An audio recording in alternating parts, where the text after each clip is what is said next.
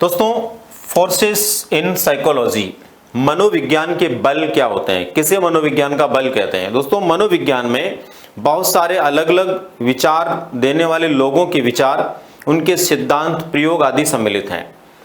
लेकिन सबसे महत्वपूर्ण जो होता है वो होते हैं संप्रदाय, जिन्होंने मनोविज्ञान में एक बड़ा क्षेत्र कवर किया है। ऐसे संप्रदायों में हम पढ़ते हैं संरचनावाद पढ़ते हैं, साक्षरीयवाद पढ़ते हैं, मानवतावाद पढ़ते हैं, व्यवहारवाद पढ़ते हैं, गेस्टाल्टवाद पढ़ते हैं। इस तरह के अलग अलग प्रकार की संप्रदाय हैं। ये जितने भी संप्रदाय हैं, इन सब की विषय वस्तु, इनका प्रभाव और इनकी उपयोगिता मनोविज्ञान में कितनी और कैसी है, उसके आधार पर इन संप्रदायों को मनोविज्ञान के बल कहा जाता है। मनोविज्ञान के बल कहा जाता है। क्या? मनोविज्ञान में सम्मिलित विषय वस्तु, उसके प्रभाव और उसकी उपादेयता के आधार पर मनोविज्ञान के संदर्भ में जो संप्रदाय बने हुए हैं, इनको क्या कहा जाता है? बल कहा जाता है। तो ये है दोस्तों फोर्सेस इन साइकोलॉजी, मनोविज्ञान के बल।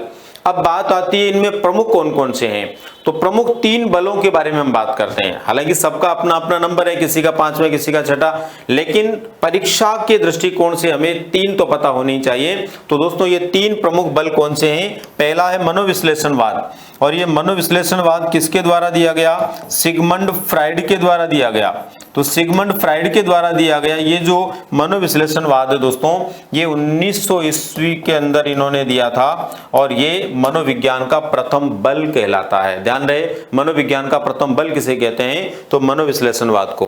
व्यवहारवाद दिया था दोस्तों जेबी वॉटसन ने दिया था, और जेबी वॉटसन का जो व्यवहारवाद है ये आया था 1913 ईस्वी में।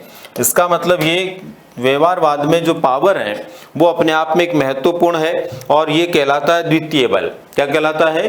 द्वितीय बल कहलाता है। और मानवतावाद ये दिया था अब्राहम मैस्लो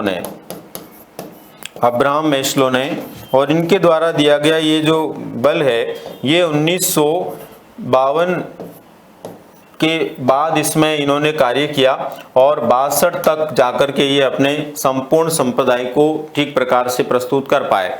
तो 52 से 62 के बीच में आया। दोस्तों, इसको कहा जाता है प्रथम बल। ध्यान रहे, मनोविश्लेषणवाद प्रथम बल है, इसको कहा जाता है द्वितीय बल, यानी कि व्यवहारवाद दूसरा बल है, और इसको कहा जाता है तृतीय बल।